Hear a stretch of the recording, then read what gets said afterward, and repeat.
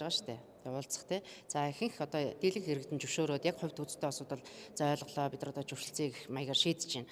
За хэсэг бүлэг улсууд бол одоо ингээд өсгөлэн зарлах хэмжээний тий очсон. Тэгээ ер нь бол энэ Монгол улс бол инх тайвны орн тий. Инх тайван одоо бид нар шиг одоо ийм амьдрал бол боломжтой бас тийм ээ. Бас нэг ингээд гараа явна газартай өстой мал махтай бас нэг арай нэг амьдрахад бас учиртай улсууд ч бид нар ямар Африкийн орн байгаа шүү дээ тийм үстэй. Гэхдээ чин ийм одоо аятаа тухтай бас ч гэж нэг инх тайван оронд бас муухай гав гинж зүүчээд тэнцээс суух бол надад бол эвгүй харагдсан хүний хувьд. Тэр хүмүүст бол асуудал байж болно. Гэхдээ тэр асуудлаа арай өөр хэлбэрээр те. Ер нь тэгээд хүн хэлээрээ мал хөдлөөрөө шүү дээ. Тэгээ альва ямиг дандаа хууль дүрм журмд ингээд захирагдаж бид нар ингээс нэг хэм хэмжээнд дотор амьдарч явах хэвээр. Тэгэхгүй одоо дандаа л одоо ямиг нөгөө эвэн бусаргаар те бид нар хүчээр иргэд бид нар одоо дандаа одоо ингээд босоод ирэхээр энэ төр засаг одоо бүхийдэг гэдэг энэ байдлыг бол одоо би бол одоо халгалт ёстой гэж бодож байгаа. Энд чинь бид нар бас ингээд ажил их гээл зүтгээд байна шүү дээ. Тэгээд яагаад иргэд аятаа тухтай орчин ихэд байгаа юм те? Аятаа тухтай орчинг бий болгож өгөхгүй төцнүүдийг холдуулаад явгууныхаа замыг засаад ингээд явъя гэхээр нэг хэсэг нь ингээд идэг. Тэгвэл яг яах ёстой ингээс зөндөө асуудал бол гарч ирж байгаа. Зогсоод нэг би яваа бас. Төцөрхөлчнэртэй захын ингээд жуулыг яриад байгаа шүү дээ. Одоо төцөрхөлчнэрт нэг захын одоо юм дэлгэрээсийг тэр чинь төцөрхөлчтийн зах дээр одоо очиж оноо зах гэхээр тэр чинь одоо өөрсдөө хэрэглэн яг одоо ашиглаж угаасаа яг ч зовхоогүй тийм зүйл байгаа шүү. Тэгэхээр тэр төцөрхөлч чинь ямар ч үр дүн өгөх юм. Гэхдээ ер нь бол ийм шүү дээ. Улаанбаатар хотын одоо жишээлбэл юу захын гэр орол байна уу, хотын төвд байна уу, төгсөнд бол одоо бүх төрлийн юм зарагдаж байгаа.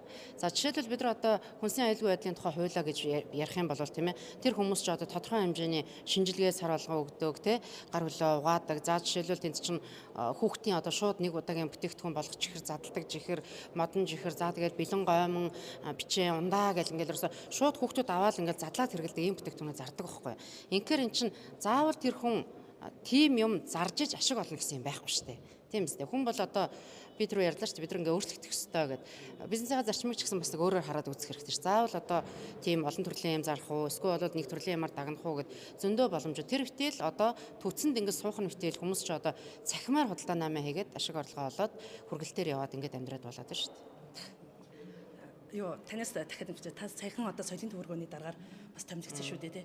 Тэгтэл одоо нэг хэвлэл мэдээллийн хэрэгслүүдээр нийслэлийн төрийн өмчлөлт компаниудын захирлуудын цалин ер нь бол 9 сая төгрөг хүртэлгүй байна гэсэн тийм юм гараад байгаа л да. Та яг хэдэн төгрөгийн цалин авдгийг?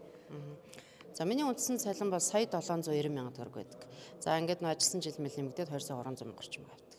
Түрээсийн аюугаар. Тий. Мөн нөө соёлын төвөргөнд одоо нэг хувийн хвшлийн байгууллагууд аюух төрөөсийн үйл ажиллагаа явуулдаг байсныг бүгдийг болиулсан гэсэн юм. За ерөнхийдөө бол манай соёлын төвөргөө одоо 1988 онд байгуулагдсанаас хойш хэвчлэн одоо төр хувийн хвшлийн байгууллагуудаас түрээсээр байсан юм лээ.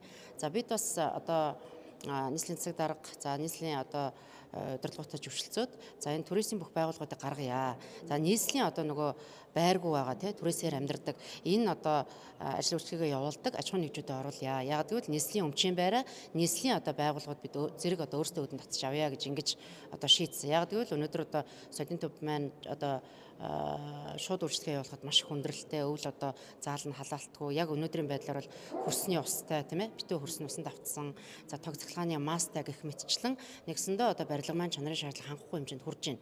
Тэгэхээр бид нар нийслэлийнхаа одоо төсвөөр нийслэлийн төсвийн хөрөнгөөр өөрсдөө бид нар одоо барилга байшингаа засч авъя. Нийслэлийн одоо байгууллагууд нь эндээ одоо өөрсдөө бид нар төрөөс мөнгөө одоо тохироод ингээд ажиллая гэсэн ийм шийдэл төрсэн байна.